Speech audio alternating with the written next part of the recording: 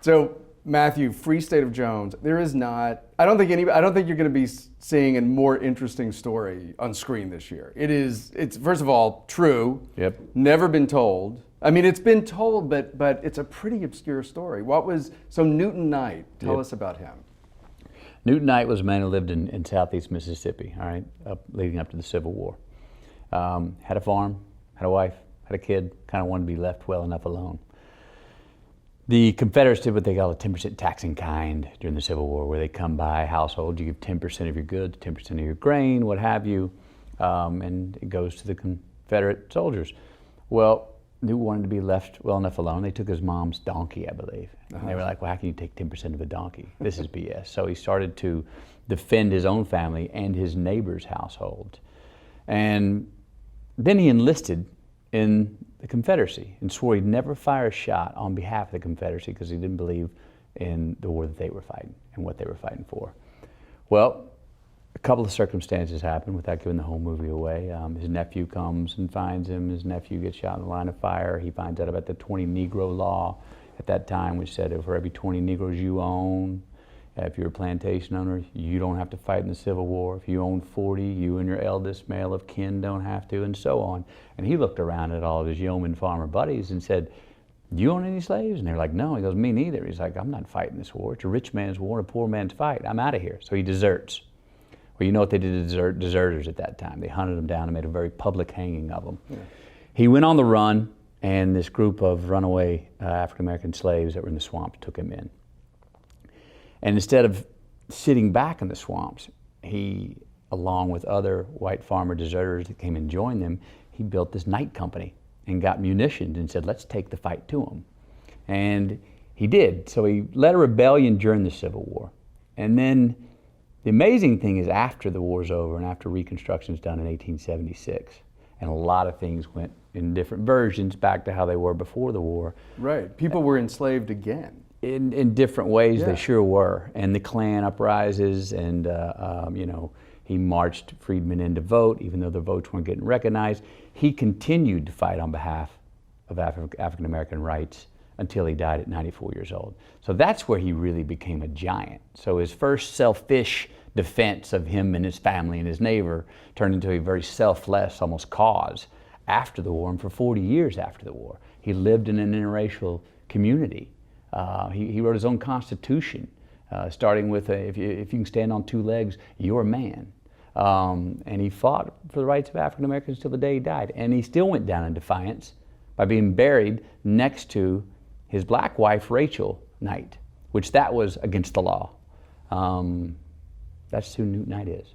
Well, it was also one of the things that has made it probably complicated, particularly for Southern historians, to tell his story is, for 100 years after the Civil War, at least, the fact that he married Rachel, who was black, was a big problem for them. Yeah. Well, in 1950, which we flash forward in our story to Davis Knight, Newt's grandson, who's in Mississippi trying to marry a white woman. Now, he looks, by all appearances, white, he does, but that was one of the early and first interracial marriages in the state of Mississippi. His grandson and his bride in 50. It also occurs to you watching the movie, because so much of it is about, there's the Civil War part, but then so much of it is about Reconstruction, what you were saying, that there's not a lot of, the stories of Reconstruction also haven't been told very thoroughly in pop culture because there's no ending to it. And there's a verb. Yeah. Reconstruction's a verb. That's a term that came to me very early that just gave me a lot of incentive. And look at what happened at the end of Reconstruction. As we just said earlier, a lot of things went back to how they were before. The Union had, Civil War fatigue. They're like, we're done, man. We're going back north. And they sort of abandoned the African American in a lot of ways in the South. And a lot of things went back to how they were in different versions.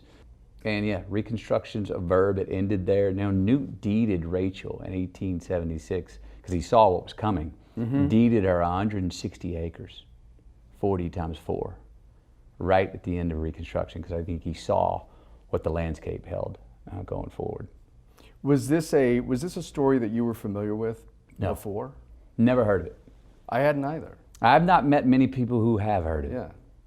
Well, just part of the reason of getting into it. I mean, I read the script, and as an actor looking at scripts, I read this and I said, boy, this lives and deserves to be made into a film, even if it's fiction.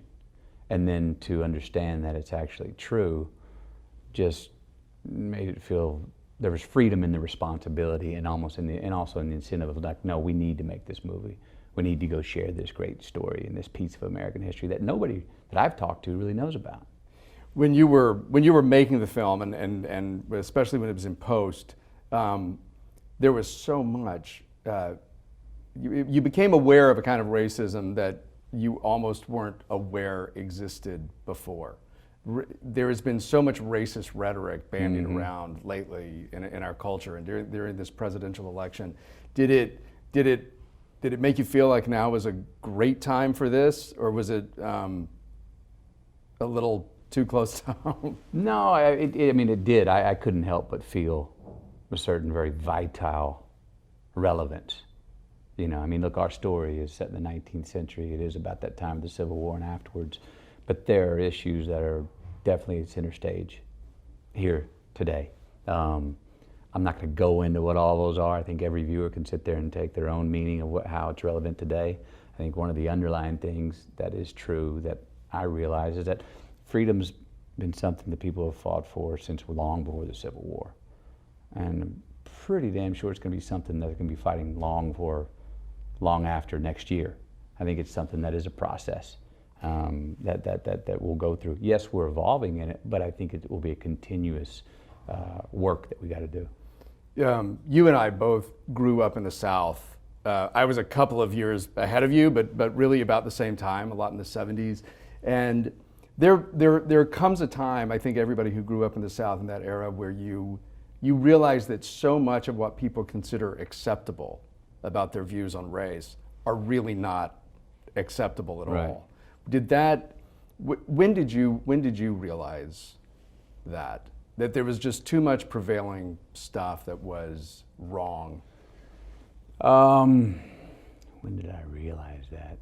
Look, I've seen people and heard people misinterpret the Bible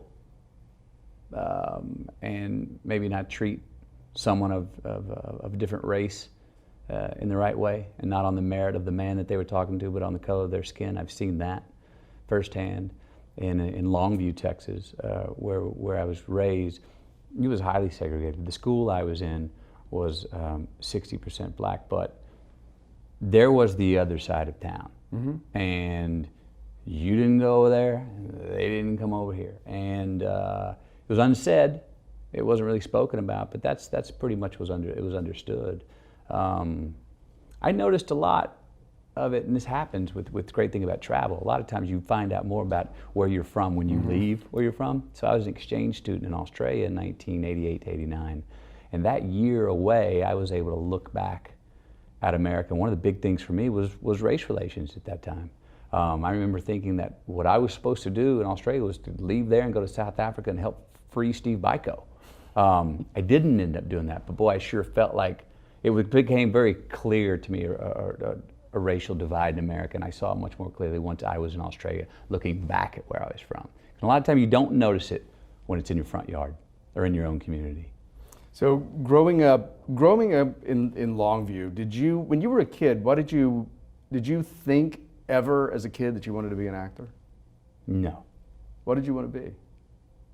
A Washington Redskin running back,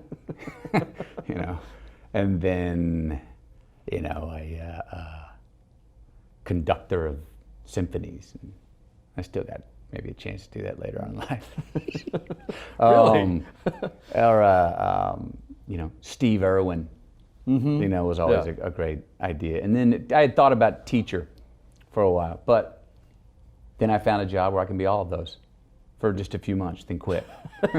You don't have to fully commit. No. Or learn the music to be a conductor. Learn it enough to pull it off, but yeah, get away with it. I met you 20 years ago on the set of A Time to Kill. Canton, Mississippi. In Canton, Mississippi. And I was just there doing a story on A Time to Kill, and you were, of course, this new guy. And I remember if someone had said to me, after it hit and then you became, famous, I mean, globally famous pretty much overnight. Over the weekend. Over the weekend. People would ask me what you were like. And, I always said, well, he's very focused. He's a very serious guy. And I'm sure that you were out at night doing things that a 25 or 26-year-old would do. But I described you as something very different than what you for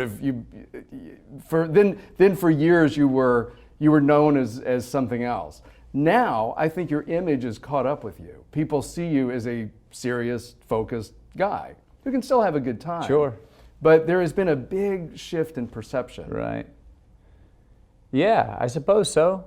I mean, look, I always had as many pages earmarked and notes taken in every romantic comedy and shirtless picture I did. There was many, I don't take any more notes now. But the work ethic's always been an important thing for me. If just, here's the thing, based on sheer embarrassment of not being able to do my job as well as possible. Right. Have I gotten better at my job? I hope so. Been doing it longer. I'm trying to cut my handicap, as I've always liked to say. Yeah. But I know how to work maybe more constructively. I know how to get out of trouble if I'm in a pinch, or if I'm feeling too much tension, or if I'm hung up one day at work. I've got some tricks to get out of it. But the work ethic's never been something that I lacked in, basically out of sheer embarrassment, because I've showed up one time. I showed up unprepared. What was that? Well, it's a great story. Check this out. So, I do Dazed and Confused. All right. I'm not an actor. I'm going to film school. I'm in the right bar at the right time. I get cast in that film. I get called up to set one night to do makeup and wardrobe test. I'm not supposed to be in the scene tonight. All right. But I get called up there. I step out of the trailer. Richard Linklater, the director, goes, "Man, this is great. You want to shoot this scene? We'll improvise it." I'm like, "Yeah." We go shoot it. Boom. All of a sudden, 3 lines turns into 3 weeks' work. I go from there. I go do Boys on the Side and the film Angels in the Outfield. Well, Boys on the Side was a very sort of constricted, tight role where I was playing Abraham Lincoln, this cop who took his name very seriously. And for about a year and a half after that role, I found that I'd get call back, but not get the role, not get the part. And I kept leaving auditions going, "You're being too tight, McConaughey, you're being too tight. You need to just really hang it out there in the audition and either just screw up and be a fool, but let's find out." And so I got cast in this independent feature, and I'm not going to say the name of it. I get cast, and I get this bright idea. You know what? I got to go back to how I began. When I didn't know any of the script, I didn't have anything written. I just knew my man, and I showed up in a situation, and I just handled it. So I get the script. No, not going to read it. But I know who I'm playing. The director must have loved you. He doesn't know. I'm not telling anybody. I'm not telling him at this time. This is my new bright idea. It's a great idea. So I'm like, I know who I am.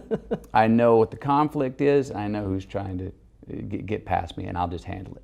So I show up on the set that day, and right before about to go, I'm like, okay, I know who I am, but maybe I'll just take a peek at the sides, just to get an idea. Because I know my man, when I read these sides, if it's written well, I'll be like, obviously, that's exactly what I'd say. So I get the sides. We're just about to shoot.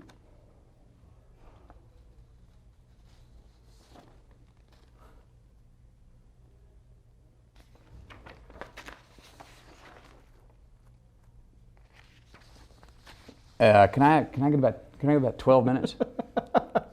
All these You know lines. why? 4-page monologue in Spanish. Oh no! Oh yes!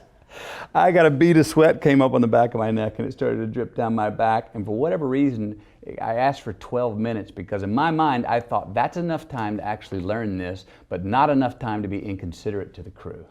Oh my gosh! It was not that inconsiderate to the crew, but it was definitely not enough time to learn it. Yeah, yeah. And I learned that day, no. You prepare your ass off, and then you learn to loosen up. Then you throw it all out. But that was my bright idea, and I learned from it, and it was quite embarrassing. So what happened? Did you get fired? Did you? No. Did they just give you the time to do it? No, I did the scene, and I stuck with it, and I haven't talked to the director, but I think he thought that I just made some interesting choices. So did it ever come out? I think so. The I've film? never seen it. Oh. I don't have. You don't want to see it. No, I'm old enough on that. I'll see it one day when I get the courage to. So, A Time to Kill, you were saying over the weekend, it just happened. From that Friday to Monday, yeah, my life was different. That kind of overnight, suddenly you were, mid-20s, superstar. How did that change your relationships with friends, family, women? How did it impact those relationships? Well, all right, friends, my good friends were with it, all excited, and we were all enjoying that together. I had some friends that I wasn't that good of friends with who all of a sudden were like, hey, what happened to me? And I'm like, well, we weren't that good of friends to begin with. That's not fair. Family, family was great. I've got a brother who doesn't want anything to do with it, didn't like the attention. I've got another brother who's a big ham and loved it and was like, I want to be right in the middle of it. Is that Rooster? And then I got Rooster. And then I got a mother who, knows that all of my talents came from her, so she needs to be up there, and she didn't get her chance to be in the Golden Girls, so now's her chance. So come on with it. And I think the challenge for me was it was brand new for me. Like now I can laugh about it. And over the last 15 years, been able to say, yeah, Mom, come on, whatever you want to do, get in it, do it. You know what I mean? But back then I was like, hang on, let me figure this out first. And I remember telling my mom, some things have showed up in the press that you've said, if you can just check with me. I want you to talk, if you can just check with me. And what did she say? She was saying nice things, but I could tell she was liking it. Okay? K-Mac was enjoying this. So I said, just do me a favor and just, if anybody comes to you and wants to do an interview, just check with me first. Let me vet them first. I have a publisher. They vet those people. She's like, I got it. You're right. I'm sorry. It's not my place. 8 days later, I get a phone call, 7 o'clock. Matthew, turn on hard copy. Your mom's on the show. No. She's got a camera. She's got a guy and a cameraman walking through your bedroom. She just said that you slept with this girl and said her name in this bed. She says she caught you playing with yourself in this shower over here and all this stuff. And I'm going, no. I turn it on. There's my mom giving a tour. And I call Mom and I go, Mom, what are you doing? She goes, oh, nothing. I go, you're watching the show that you gave an interview with. She's like, how'd you know? I'm like, Mom, how did I know? She was like, but he was such a nice guy. And I was just telling him. And I go, you see that camera? That's millions of other people. She's like, you caught me. I was like, yeah, I caught you. I just asked you not to. So we went through our phases there, and all of our stuff was fun and innocent, but still it was like, Mom, loose lips can sink ships. Let me handle my narrative and let me get used to doing this right now before you go off speaking for me or showing people my bedroom and stuff like that. Look, the other thing after that, the main thing here was the main dislocate, the oddest thing. I didn't meet strangers anymore. Right. Harder to make friends. Harder to observe, which is what my job is. Harder to observe real, honest humanity. Because no one's now you're known. Like I said, I've told this story before. I walked the 3rd Street Promenade that Friday before that Time to Go came out. 4 people were looking at me, 396 didn't give a damn who I was. That Monday, it inverted. 396 were staring at me, 4 weren't. So all of a sudden, I'm checking my fly, checking my nose, what's up, and the world was a mirror. So I didn't meet strangers anymore. So I had to find places in other parts of the globe that I went off to on my own, where I was not known, where they didn't know anybody but the name I introduced myself as. And the merit that I gained over that month of a trip with myself was who they met at the beginning and who said goodbye at the end, and who I was in that 30 days. And I needed that. I think everybody needs that, some sort of autonomy for just a healthy spirit, and I needed it. So I took it. There was A Time to Kill, and Robert Zemeckis casting you in Contact, Yep. and Steven Spielberg Amistad. casting you in Amistad. Yep. And then there was a time, sometime around 1999, when from the outside looking in, it looked like a lull. And there were some movies that weren't big successes. There was the bongo playing incident that I know you love people to ask you about.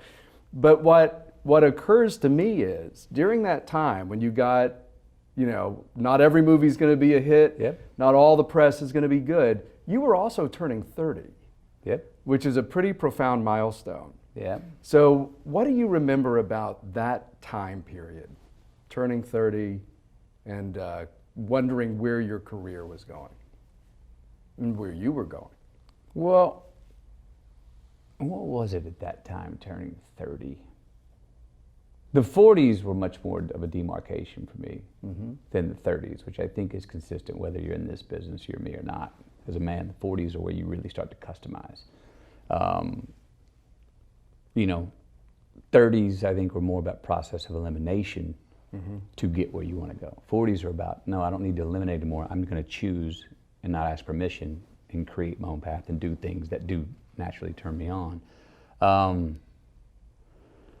One, in the way I was raised, and some people say it's a Southern thing, so maybe you know what I'm talking about, but you probably know what I'm talking about, whether it's a Southern thing or just a human thing. One, I'm got a career. I'm making a living at it. So you learn to be thankful for just that. But maybe I didn't feel as involved with my career. Maybe I was too, because you have to get by. Part of growing up is you have to get by being impressed with whatever you're doing. You've got to be respectful of it, but you have to get past being impressed. You can't do a good interview if you're overly impressed with the person you're talking to. You got to be involved, and it's got to be even level, right? Yeah. Same for, I think, for me as an actor, I'd be really involved with my career and ask myself those questions. What is it I want to do? And again, at that time, I didn't know exactly what I wanted to do. I was eliminating things that I did not want to do, though. And sometimes by process of elimination, you start to single out the stuff, the places you go that don't pay back residuals, the choices you make that maybe don't pay off and make your life more satisfactory down the line. And you end up with more things in front of you that do give back to you. So that's what a lot of my 30s were about, but I didn't go off. I've never been a hasty one to go and get nervous about like, oh my God, what am I going to do? I was taught and understood very early in this business, lean horse, long ride. Stay in the game, and it'll find you or you'll find it if you want to calibrate and make a change. Then, right, during your 30s, really it was The Wedding Planner and then How to Lose a Guy in 10 Days. Yeah. You became the romantic comedy king. And you did, there was other really interesting stuff that you did during that time, from Frailty, 13 Conversations About One Thing. Right. But you really became known and successful in these romantic comedies. Sure did. Which I think, I added them up.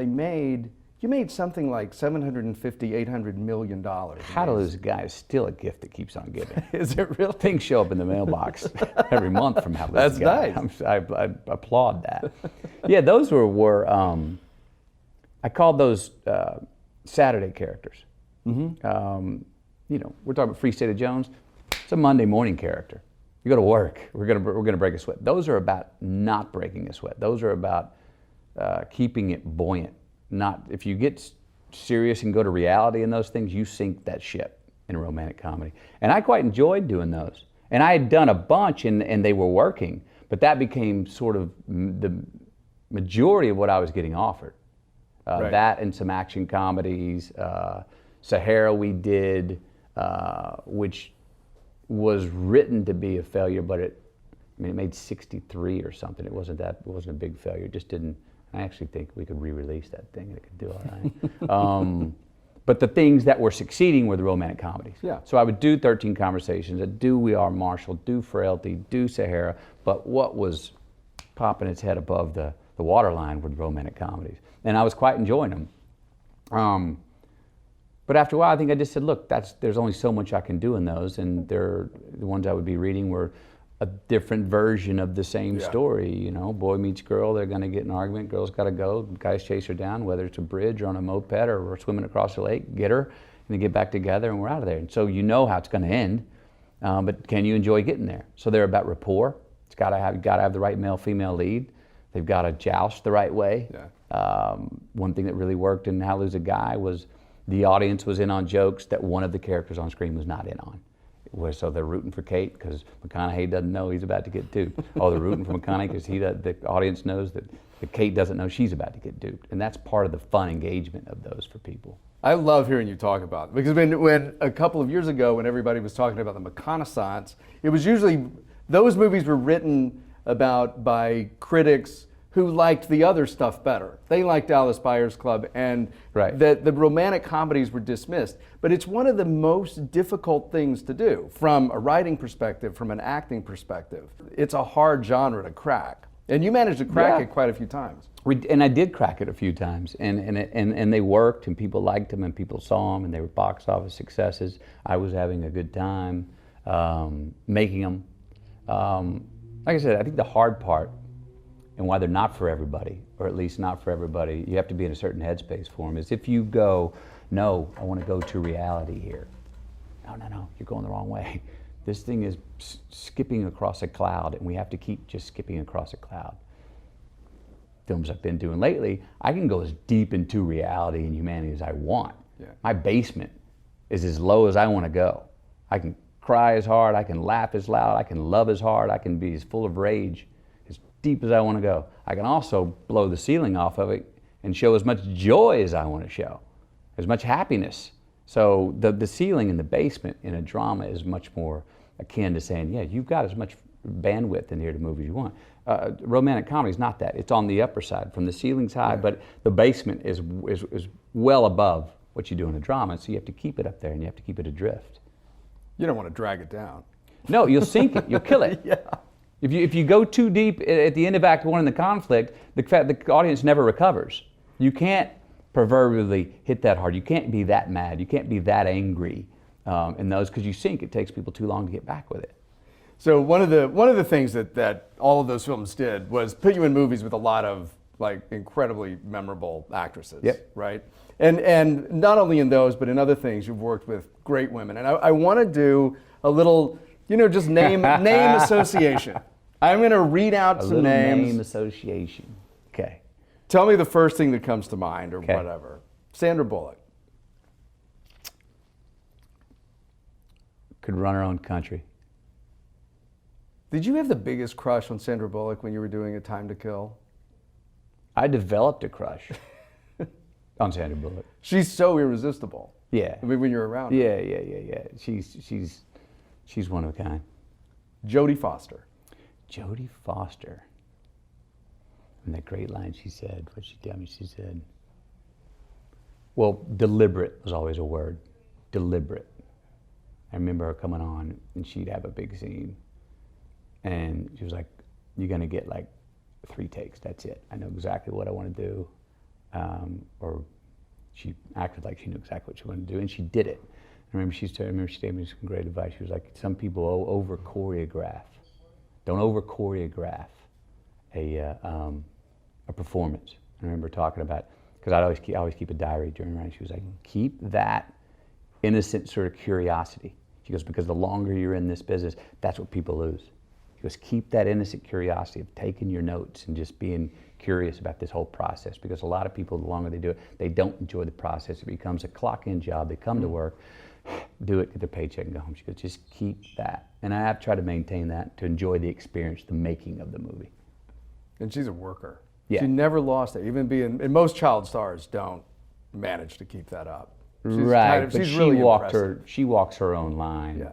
and keeps all the outside stuff at an arm's distance. Yeah. Jennifer Lopez. Quad threat.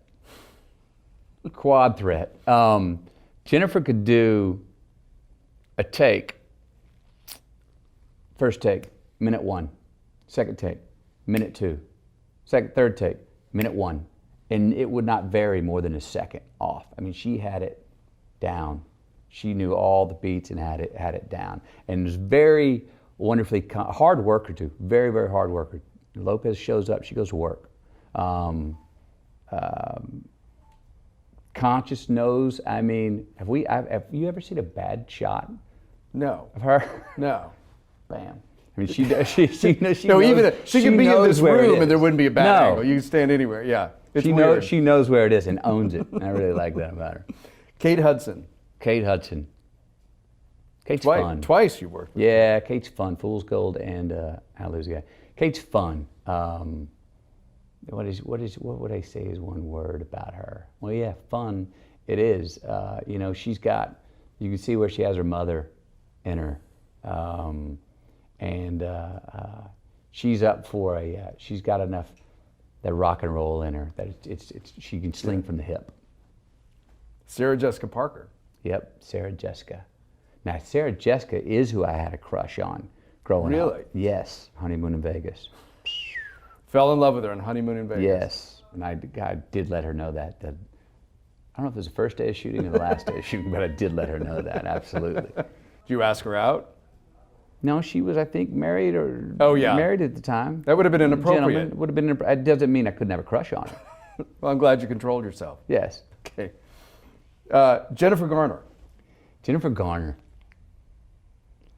You know what? Here's one of the things I love about Jennifer. No matter where we see each other, and it's usually at a big public Hollywood event where the conversations and the gratuities and the mannerisms can all be emotion. Hey, hello, left cheek, right cheek, how are you? I'm great. We've never had a conversation like that. I asked Jennifer, how you doing? Stops, and she answers the question and says it for real. Reminds me of, like, they said George Bush Sr. would always go, how you doing, President Bush? About an 8.2 today. It always gave the direct answer of how she was doing, and Jennifer's always done that, and no attitude with her. She means it. She cares. She cares about people. She cares about family, and I could trust Jennifer with anything. Reese Witherspoon. Reese. Now Reese and I know Reese better off screen probably than I do on. We only had a couple of scenes together in Mud, which thankfully she came on and did that film. Look, Reese is somebody who, what's the name of her production? Type A? Yeah, Type A. For a reason. For a reason. Exactly. She's going to drive through and make her own path. And she's a worker. She goes to work. And she's going to make her own path, and she's very ambitious that way and makes it happen. And then from Free State of Jones, Gugu and Batha Raw. Yeah. I loved you two together. You did. She's extraordinary. Yeah. Thank you.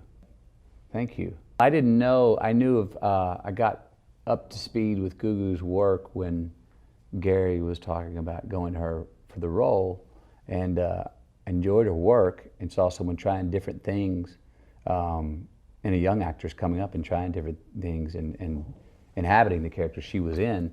We, this relationship, this love story that Newt and Rachel have, and Gugu plays Rachel in the film, is a really interesting thread through this story. They get married, they have a child. That child, as we talked about earlier, looks mostly white. She's got a great scene in this film where she talks about, let's hand our child over to your first wife. If she raises our child, and Newt's completely against this on principle, she says no, but if she does, maybe he'll be able to walk with his head high. Maybe he'll be able to walk as a free man. But if I raise him, it'll be much harder. She was wonderful in that scene, and anyway, it's one of my favorite scenes in the film that we got to do together. 2006, you met Camila. Yep. In the middle of making all kinds of romantic comedies, you found the love of your life. Do you remember the first time you guys met? Damn right. Where was it? Jones, a club on Sunset Boulevard. And I'm not a club guy. Right. But this night I was a club guy, right? And why did you go to the club that night? Who took you there? No, I went with my buddy, I was with my buddy Lance and some other friends, and we went out, single men having a good time. We had a great day at the beach. It was a summer. See, it was one of those summers with, like, every day was just like another green light. We were everything, we were getting work done, but we were playing hard, and we were staying in shape, and it was just, I was getting along with my family fine. My friends were all doing good. I think it was one of those good summers that just you're like, oh, this is easy, just keep going. And we went out, and I was making margaritas at the table, and out of the corner of my eye, this sort of aqua green figure went sort of floating across the frame about 20 feet in front of me. My eye went up, and I remember what came out of my mouth. I didn't say, who is that? I went, what is that? And then that went and sat down, and I tried to get that's attention. And as I was trying to get that's attention across the room, it went in my head. I was like, this is not the kind of woman you call over across the room, McConaughey. Get your ass out of the chair and go get her, which I did. You were spoiled by that point. No, I was just oh yeah. Come on, I was trying to wave her over. And I was offering good margaritas, and I could make a good margarita. So I went over and I asked her her and her friends to come sit down, which every man should know that's a good thing to do, invite the friends, and that's the way they'll come on their own, which she did. And she spoke Portuguese over the loud music, and I spoke and understood. I understood Portuguese better than I've ever understood her in our 9 years of dating. I also spoke the best Spanish I've ever spoken, which was close enough to Portuguese that night to be the international language of love. Why do you think that was the one? There were beautiful women were around you all the time, and for many, many years have been very interested in you. What was the chemical reaction that you had? Well, I mean, I believe two things, and before I go to chemical reactions, which I don't know if I'll share those. Got to be the right person, but it has to be the right time. You could meet, I could have met her 15 years ago and it wouldn't have, maybe not, wouldn't have been. You know, how many people in your past have you met where you go, oh, if I would have actually been hanging out with them at the time I was ready, would they have been right? I don't know the answer. We don't know the answer to those questions. It was the right time for me. I was not looking. I was very happily single and healthily single. So I was not looking. I was sleeping well, I was spiritually sound, I was good with hanging with me. But we met, and the self-respect she had for herself, the way I understood her and her relationship with family, her own family, the way she respected me but never took anything for granted, the way you know, they were not putting on any airs, no airs whatsoever. And you know where you catch the airs? You catch them in the silent moments when they're not talking, not in what they say. And there was none of that. So we went out on our first date 3 nights later, and I knew then that I said the next night after that, I wanted to go on another date. The next night after that, I wanted to go on another date. And I've been wanting to go on a date with her for the last 9 years, and not with anybody else. And it happened fast. Yeah, well, we had children first. Yeah. 2 of our children before we got married, before she handed me the invitation to our wedding. It was like, because I was all for marriage. I was just like, when are you going to get to it? She was like, when are you going to get to it? Yeah. I was like, well, yeah, we'll find the good time. And Was she was like, no, we're going to make time. What are the kids like? So Levi, your first, turns 8 this year. Right. What are they like? He's the architect. He's the one. Levi observes, Vita sees, Livingston does. That's how those 3 work. He's the architect, he's the inquisitor, he's the most considerate person I know. But he loves to measure the anatomy of the situation, and very much a perfectionist like me. Vita just makes sense of situations. She cuts right to the nut of the answer real quick. Levi and I will be trying to figure out the mystery of where the lost keys are, the car keys, and coming up with scenarios. Where was the jacket you wore yesterday? Have you checked the pockets? Yeah, let's go check.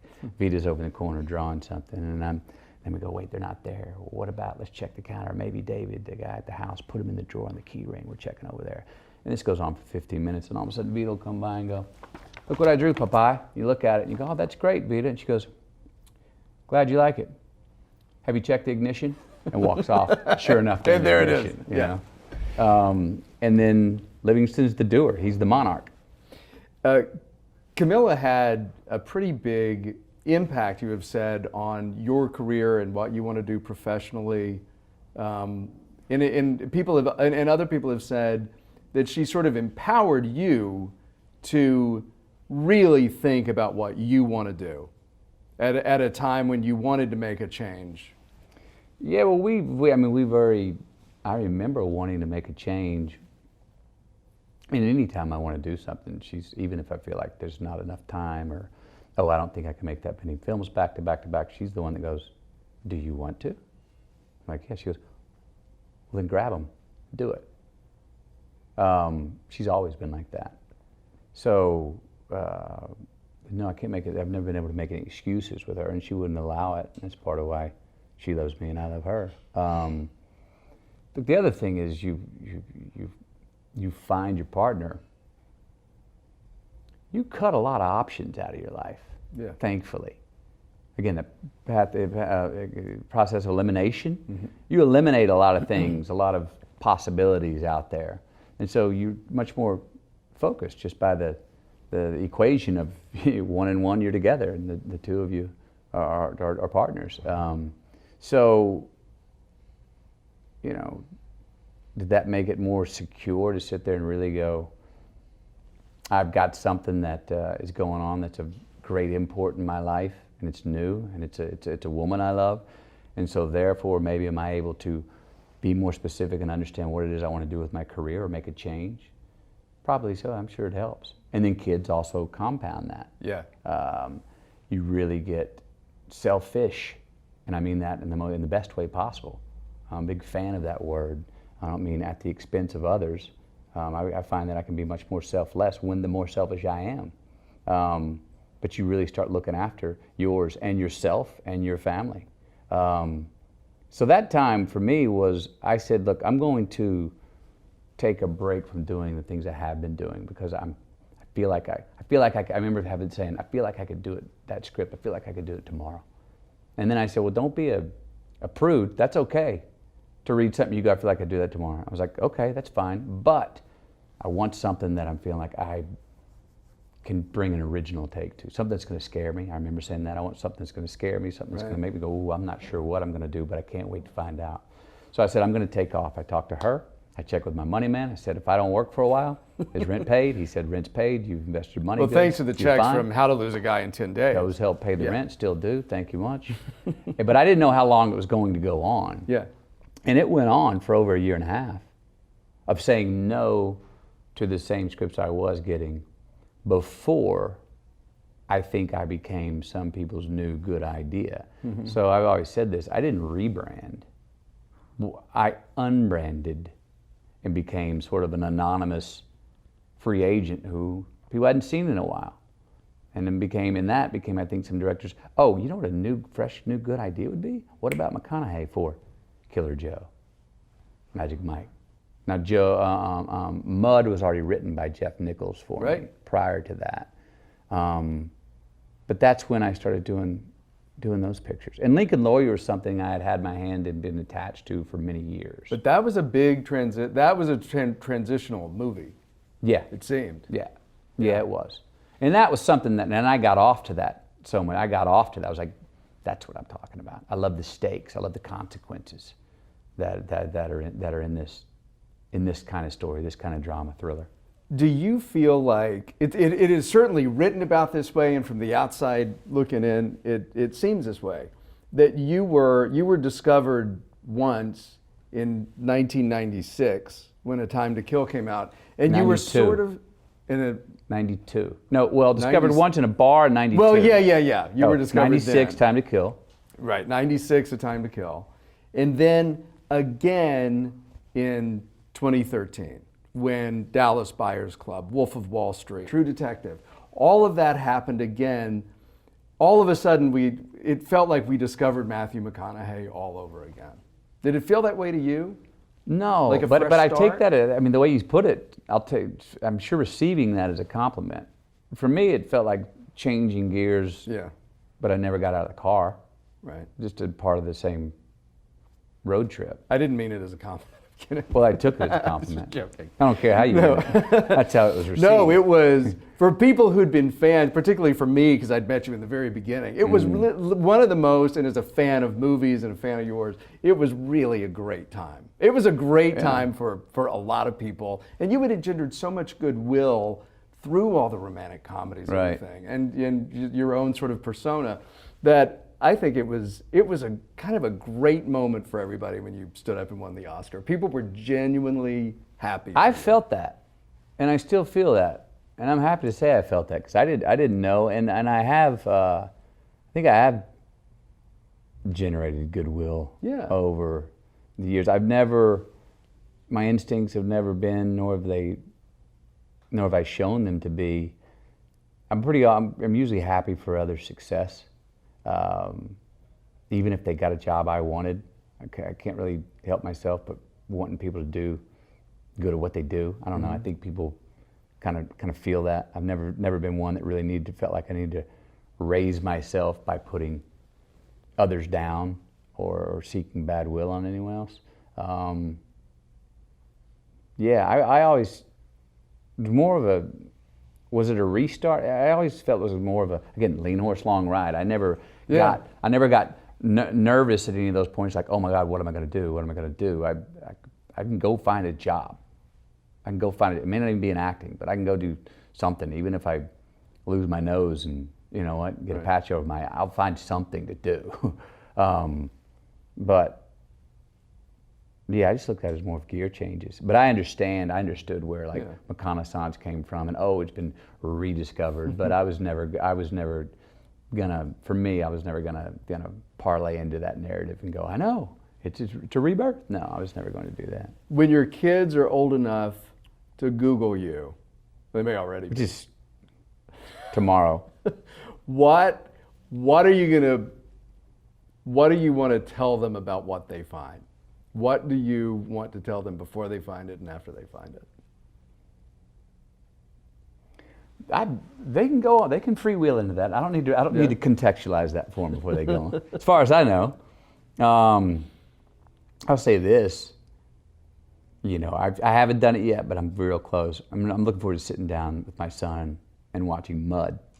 Yeah. Because that's the one my father, I believe, would have been like, hey, buddy, you want to see a good movie? Let's watch this one together. I just went and did a couple of my first two voiceovers and animated features because I kept getting asked by others, what are your kids' favorite movies? I'm like, Popeye hadn't made many movies that kiddos Killer can see. Joe. Killer Joe and Dallas Buyers Club. Hang on. There's a few scenes in there that we're just not ready. I don't have the energy to explain them yet. It'll be a while before they see some of yours. And then they were asking, when can we see that? We were on the set. And I was like, yeah, you were on the set, but I picked particular days for you to be on the set. We're not ready to see that one. So it was time for me to go make something for them. So what's coming up next? I've got Gold coming out at the end of the year. And that's a fascinating story. Yeah, it's a wild ass story. Is it based on a true story? Or is based on, but we fictionalized it quite a bit and hold no punches about that. It is definitely fictionalized. There's a Briek scandal in the late 80s where these two guys found gold in Indonesia, and JP Morgan, huge investors, came in and invested millions and millions of dollars into it, and it turns out that it was a scam. There was a thing called salting, where you salt the mines. You could like shave off a little of your gold wedding ring. Someone finds it. Oh my God, we got gold. Well, everyone bet on this story. They bet on this story. A gigantic scam. Yeah. Yeah. And then the story is, well, who got away with it? Who was in on it?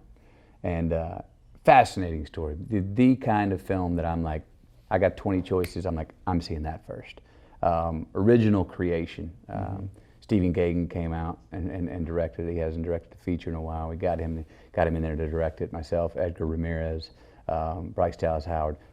Love the story, and I've seen the picture, and I absolutely love the picture. It's so much damn fun. That's great. You gained weight for that role. I got up to 217 pounds. I put on 90 pounds from 135 in Dallas Buyers Club. Got on 90 pounds. And trust me, 217 was fun. I kind of miss 217. My family misses 217. Really? Because I was Captain Fun. Pizza nights on Friday night. Usually. All the time. Now it's pizza night. Any night. Milkshakes, yes. Cheeseburgers for breakfast, absolutely. It was all a good idea. Any indulgence was a good idea for 3 months. Wow. And where are you now? 185. And was that hard to lose the weight? Yeah, the hardest part's getting over it. The same thing with losing it down to 135. You get hung up on the decades. I got hung up at 210 for 2 weeks. Then once you get to 208, fly down to 201. Hung up at 201 for 2 weeks. Once I got to 198, fly down to 191, and then hung up for 2 weeks. And so finally I got down to 185. I'm like, great, now I can eat. That's where I go. And you only have one suit that fits. I'm in it. You're in it. One of the animated films Sure. that I did, as I said at the time when my kids were saying, when can we see a movie that you've done? And I didn't have many on the slate, as you know. Kubo came along. Kubo and the Two Strings is the first animated picture that I've done. And I got to voice Samurai Beetle. And it's done, Leica did it. And it's a really, really wonderfully well-told story about how you gotta work to make the third act of your life have a happy ending. You have to, because it's about a boy who can't ever finish the story. Can't ever finish the story until he comes to grips with his past, his ancestors who have left and gone away, and how do you keep them alive, their spirit alive, even though they're not here? And those will help you finish the third act of your story and have a happy ending. Really, really cool fable. Do you have your kids in mind when you're sitting in the recording booth? Yeah. Yeah, Samurai Beetle, and then I have one called Sing coming out, Illumination did, and I'm a koala salesman who's got to keep the theater open. So those sessions were fun. I've never done them before. You're a koala? Yes. And a koala. salesman? Yes. Don't you? I mean, lead Trying pipe, to keep lead the pipe theater? cinch, right? It sounds adorable. Yeah. And then another movie that people have been waiting years for, The Dark Tower. Dark Tower, Stephen King novels. I'm about to go to South Africa and start shooting that. This is my first dive into what could possibly be, with success, a franchise. Yeah. And it's my first dive into science fiction. So yeah, I'm playing the Man in Black. But there was Interstellar and Contact. There was some science I didn't fiction. say, yeah, but those, yeah, but why do they not feel science Well, fiction this as is much as fantasy and this is more fantasy, future, so to yeah. speak. Even though Nicolas Jarcel, the directors, were basing it very realistic. We're not going to be the Hobbit, or we're not going to be the Harry Potter versions. But Idris Elba and myself, he's the gunslinger. He's chasing me across the desert. Yeah. Come on. This is called, do it fast, this is called the Cagle exercise. Cagle exercise. Fill in the blank. Okay. Close friends describe me as, Loyal. strangers describe me as, Dude's got history on his shoulders. only I know that I am. Only I know that I am 5'11" 3/4. My last meal would be what? I would eat it with whom? Cheeseburgers with my hands. The song that always makes me dance is? My son's been playing a lot of Coldplay on his keyboard lately, and he can get me moving around with his version. The movie I've seen the most times. Movie I've seen the most times. Oh, Raising Arizona. It may be heresy, but blank is overrated. It may be heresy, but fake boobs are overrated. I think I'm really good at, doing two things at once. Better than doing one thing at once. I think I'm really bad at, I think I'm really bad at doing one thing at a time. I'm really bad at going, you know what? Let me think about that. No, I'm no good at going away to go, I'm going up to my office to think about something. No, I'll have it in my mind and I'll go around, but it has to come to me. I'm good at thinking when I'm driving, but not at going, I'm gonna go think of something. No. I feel sexiest when I am. Oh man, the sexiest a man feels is right after the birth of his child. Man's never more masculine than after the birth of a child. I start every day by doing, I have my tea in bed, and I start my day with 15 minutes with me. my greatest extravagance is Face creams. face I'm vain. creams. Yes. There you go. Yeah, I'm vain. It's part of the job. Oh, I You love can it. tell I'm yourself a fan that. of vanity, man. Yeah. No, as Dennis Miller once told me, it's not vanity, Matty. It's commerce. I love the smell of, I love the smell of my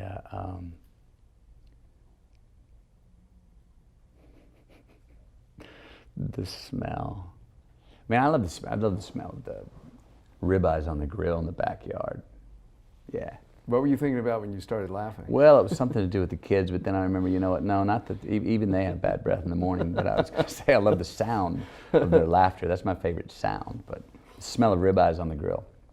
I could talk about blank for hours on end. Sports. And I can sum up my life in this bumper sticker. I could sum up my life in this bumper sticker. Boy, you've teed me up just gloriously there. I'm just not going to give it to you. Because there already is a bumper sticker. There's T-shirts and dog bowls and flip-flops that I just keep living in. All right on them. But I'm going to sum up my life. Oh, you already have summed up your life in a bumper sticker. No. In process, baby. In process. That's not as nice. fun as those other two, but more accurate. Wiser.